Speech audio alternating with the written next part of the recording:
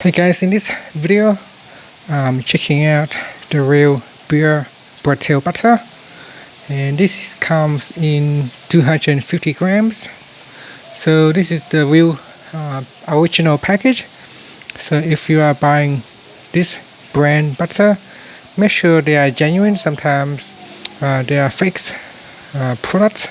So it's product of France.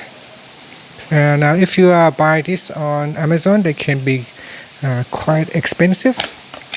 And if you open it, inside here there is also another stickers depending who is importing the package. So I'm just going to open it for the first time. Now this one have a very rich and very smooth texture, and it's supposed to smell very delicious as well, very creamy, buttery and delicious. So there is a paper at the top. We're just gonna kind of peel the paper back. Now while it may not look that interesting, but the smell and the taste is absolutely amazing.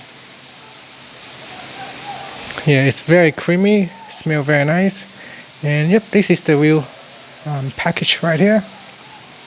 So I'm just going to open it so you can see what's the real package look like. And that's it. Thank you for watching this video, guys.